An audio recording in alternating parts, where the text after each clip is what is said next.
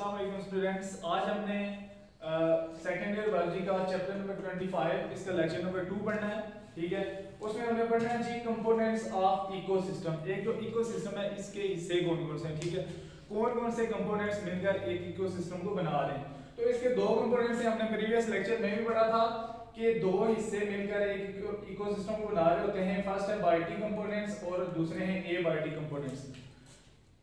Biotic components मतलब ये देखें आप, बायो का वर्ड यहाँ पे भी इस्तेमाल होगा, मतलब कि लाइफ या कोई लिविंग ऑर्गेनिज्म वहां पे एग्जिस्ट कर रहा है। ठीक है, तो बायोटिक कंपोनेंट्स जो लिविंग कंपोनेंट्स हैं उस इकोसिस्टम के, उनको हम नाम देते हैं कि बायोटिक कंपोनेंट्स। और abiotic components non living components, जैसे वहां पे मौजूद है वाटर है, सॉइल, टेम्परेचर, ग्रेविटी, तो ये सारे नॉन लिविंग फैक्टर्स वहां पे मौजूद हैं, नॉन लिविंग कंपोनेंट्स हैं, तो उसको हम नाम देते हैं जी एबायोटिक कंपोनेंट्स। ये सबसे पहले आपको पता होना चाहिए कि बायोटिक कंपोनेंट्स कौन से हैं, जो लिविंग कंपोनेंट्स हैं, जैसे प्लांट्स हैं, एनिमल्स हैं या डीकंपोजर्स हैं, वहां पे जो अलाइव है उनको हम नाम देते हैं जी बायोटिक। और एबायोटिक कौन से हैं, जो नॉन लिविंग है। ठीक है, और इन सब चीजों को जो वहां पे कंपोनेंट्स हैं इनको सपोर्ट करिए वहां पे बायोस्फीयर। ठीक है, जो भी सारी लाइफ एग्जिस्ट कर रही है, कल मैंने आपको बताया था कि बायोस्फीयर वो वाली जगह है जहां पे सारी लाइफ एग्जिस्ट कर रही है। ठीक है, जहां पे लाइफ मौजूद है, तो उसकी हमने जो लेंथ पढ़ी थी, अगर सपोज कि ये आपके पास अर्थ है, ठीक है, तो 8 से 10 किलोमीटर ये ऊपर की तरफ है, और अर्थ से नीचे भी 8 से 10 किलोमीटर ये डीप ओशन में, इतनी इसकी तकरीबन लेंथ बनती है जो आपके पास बायोस्फीयर है। ठीक है, तो बायोटिक और एबायोटिक कंपोनेंट्स का आपका जो कांसेप्ट है वो क्लियर हो गया होगा।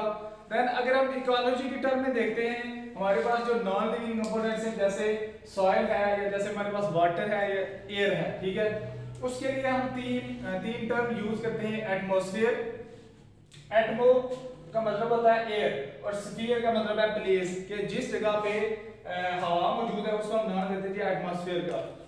सेम आता है जी लिथो, लिथो का मतलब होता है सॉइल, और स्फीयर का मतलब है प्लेस, जो सॉइली एरिया है उसको हम नाम देते हैं जी lithosphere.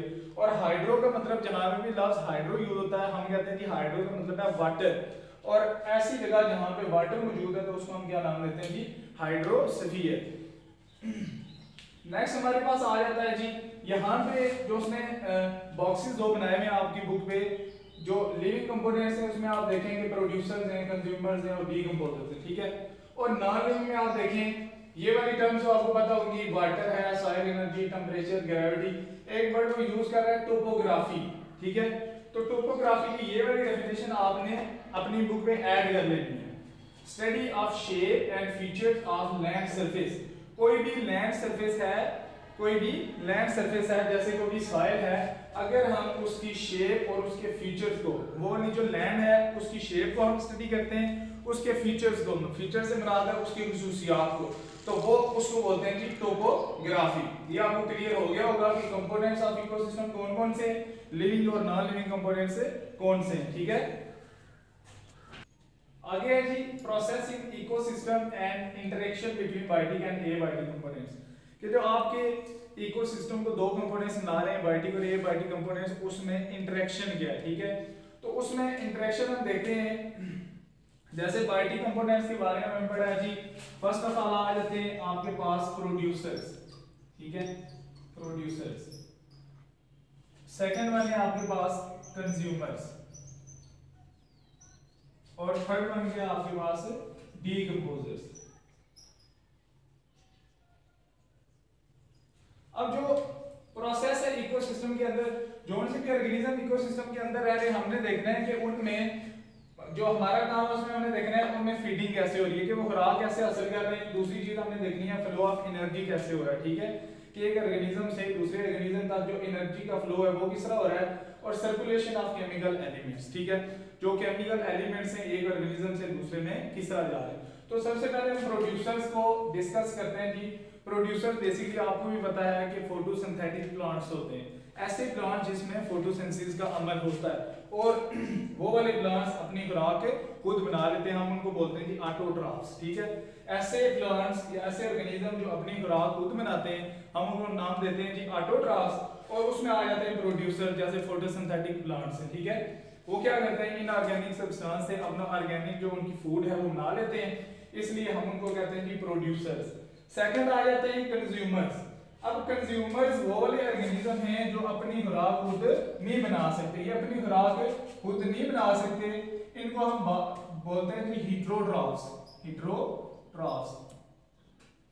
The organism that cannot prepare their own food, उनको हम कहते हैं कि heterotrophs, बोलते हैं कि कंज्यूमर्स। ये अपनी खुराक सारी ले रहे होते हैं इन प्रोड्यूसर से, ठीक है, इन प्रोड्यूसर से डायरेक्टली या इनडायरेक्टली खुराक कहां पे जाती है, इन कंज्यूमर्स के अंदर। जैसे हम heterotrophs, जो मैन है वो भी heterotrophs में आते हैं, अपनी खुराक खुद नहीं बना सकते, हम किसी पे डिपेंड कर रहे होते हैं खुराक के लिए। सेकंड थर्ड चीज आपके पास आ जाती है डीकंपोजर्स। अब डीकंपोजर्स क्या होते हैं, ठीक है, डीकंपोजर्स इनका काम है किसी चीज को डीकंपोज करना, उसकी ब्रेक डाउन करना, ठीक है। जैसे कोई भी एनिमल है या जैसे कोई प्लांट है, अगर वो डेड हो जाता है तो डीकंपोजर, लाइक इसकी एग्जांपल में हम देखते हैं कि फंजाई और बैक्टीरिया। जैसे फंजाई है, बैक्टीरिया है, इनमें क्या करना है, अगर कोई एनिमल या प्लांट डेड हो जाता है तो उसकी डीकंपोजिशन करनी है। जब कोई ऑर्गेनिज्म डेड हो जाएगा उसकी डीकंपोजिशन होगी। सपोज दैट कि कोई प्लांट है, ठीक है, जब उसकी डीकंपोजिशन होती है तो जो उसमें न्यूट्रिएंट्स हैं, जो उसमें मिनरल्स हैं, जो आयंस हैं, जो केमिकल उसमें एजेंट्स मौजूद हैं, और जब डीकंपोजिशन होगी तो वो दोबारा से कहां पे चले जाएंगे, सॉइल के अंदर चले जाएंगे, ठीक है। और वो वाली जो आयंस और मिनरल्स सॉइल में जाएंगे वो दोबारा से प्लांट एब्जॉर्ब करके अपनी बॉडी में ले जाएगा। अब हमने यहाँ पे वर्ड यूज किया था इंटरेक्शन। उनमें इंटरेक्शन क्या है, सबसे पहले देखिए खुराक बनाई है प्रोड्यूसर्स ने, प्रोड्यूसर्स के बाद दी है कंज्यूमर ने, कंज्यूमर के बाद डीकंपोजर्स ने उनको डीकंपोज किया, और जो आपके पास केमिकल और आयंस और मिनरल्स थे वो गए सॉइल के अंदर। अब ये होगा कि सॉइल से मिनरल्स जैसे कैल्शियम है, फॉस्फेट्स हैं, नाइट्रेट्स हैं, अमोनिया है, उनको दोबारा प्लांट्स क्या करते हैं, एब्जॉर्ब कर लेते हैं। जब वो एब्जॉर्ब करेंगे तो दोबारा से एक साइकिल बन जाता है उनके दरमियान, इसको हम कहते हैं interaction between biotic and abiotic components, ठीक है। नेक्स्ट हमारे पास आ जाता है जी food chain and food web. ये आप ऑलरेडी 10th क्लास में भी पढ़ चुके हैं कि फूड चेन क्या होता है, ठीक है, और फूड वेब क्या होती है, ठीक है।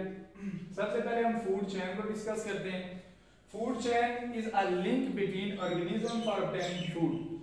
फूड चेन बेसिकली एक लिंक है, एक चेन है, ठीक है, एक चेन है, एक चैन है बिटवीन द ऑर्गेनिजम्स, ऑर्गेनिज्म के दरमियान, जानदारों के दरमियान एक चैन है, जिससे क्या होता है जी, जैसे हम एग्जांपल ले रहे हैं, एक फूड चैन है ग्रास, ग्रास को खा रहा है कैटरपिलर और कैटरपिलर को ब्लू बर्ड, ठीक है।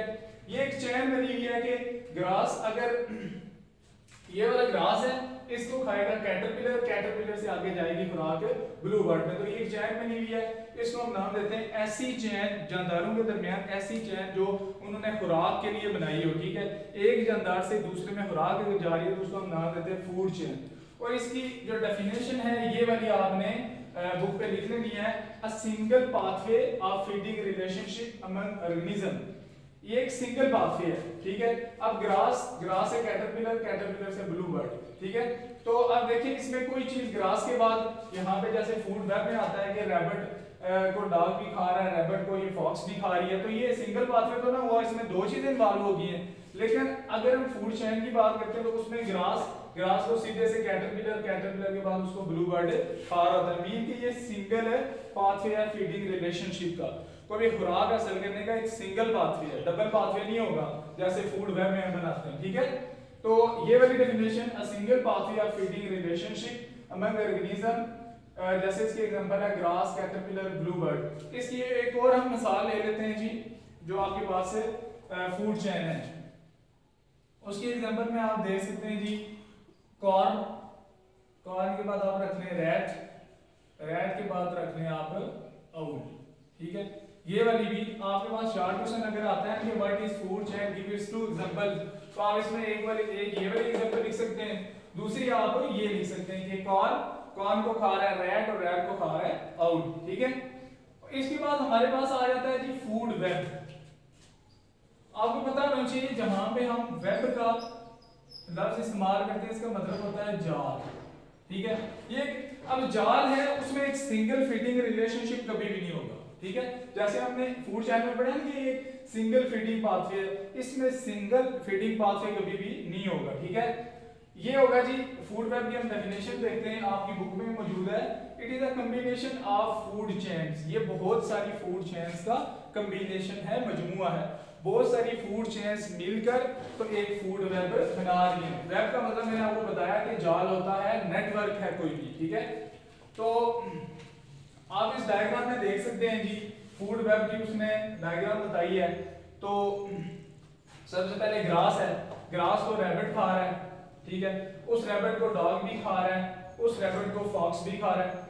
अब ये वाला ग्रास है, उसको रैट भी खा रहा है, रैबिट भी खा रहा है, और इस ग्रास को बीटल भी खा रही है। मतलब कि एक सिंगल फीडिंग रिलेशनशिप नहीं है, इसमें काफी सारी चीजें इन्वॉल्व हैं कि एक चीज को बहुत सारी चीजें खा रही हैं, ठीक है।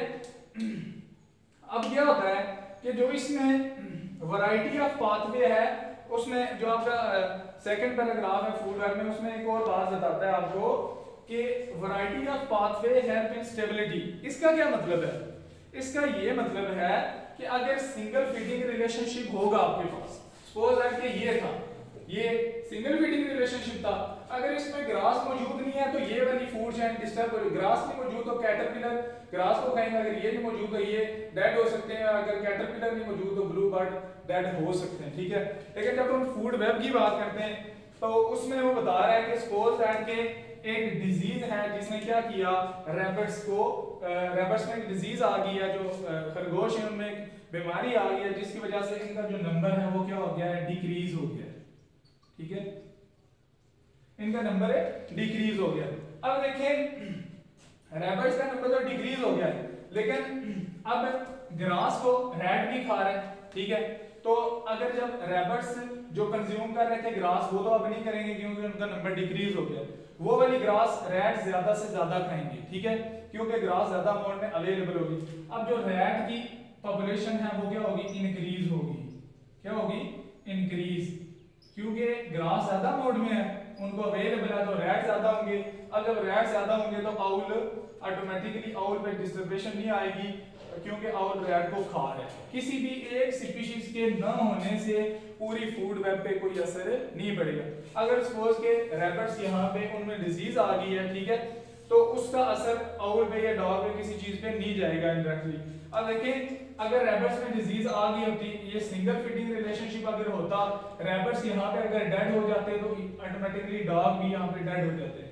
लेकिन ये क्या है, ग्रास की पॉपुलेशन ज्यादा, ग्रास ज्यादा हो गई है तो रैट्स की पॉपुलेशन ज्यादा हुई है, रैट्स की वजह से आउल की पॉपुलेशन ज्यादा हो गई है, वो आसानी से, अब इस आउल को डॉग खा रहा है, ठीक है, डायरेक्टली या इनडायरेक्टली किसी तरह खा रहा है, तो उस पे कोई असर नहीं होगा।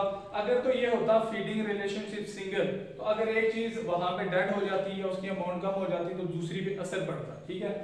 ये वाली चीज मैं आपको समझाना चाहता हूँ, variety of pathway help in stability. अगर तो एक ये चीज डेड हो जाती, ठीक है, तो डॉग्स की जो पॉपुलेशन है उस पे इफेक्ट होता, उनकी फीडिंग पे इफेक्ट होता, तो वो जो उनका इकोसिस्टम है, वो जो सारा फूड वेब है वो मेंटेन ना रहता, उसमें इक्विलिब्रियम मेंटेन ना रहता, स्टेबिलिटी ना रहती। क्योंकि ये एक से ज्यादा फीडिंग रिलेशनशिप इसमें मौजूद है, वैरायटी ऑफ पाथवे है, ठीक है। अब ये सिंगल इस पे नहीं डिपेंड कर रहा, ग्रास को रैट खा रहे हैं, रैट को आउल और आउल से डॉग भी खुराक हासिल कर रहा है, ठीक है। तो वैरायटी ऑफ पाथवे किसमें हेल्प करता है, उस इकोसिस्टम की, उस फूड वेब की स्टेबिलिटी में, ठीक है। होप्स कि आपको समझ आ गई होगी। यहाँ में जो आपके जो उसने ये डायग्राम दी हुई है उसमें 3-4 टर्म्स यूज कर रहा है जी, T1, T2, T3, T4। ये मैं आपको बता देता हूँ जी। T1 होते हैं प्रोड्यूसर्स, जैसे हमारे पास कौन से हैं, प्लांट्स, हमारे पास प्लांट्स प्रोड्यूसर्स हैं, प्लांट्स जो अपनी खुराक खुद बना सकते हैं फोटोसिंथेटिक प्लांट से।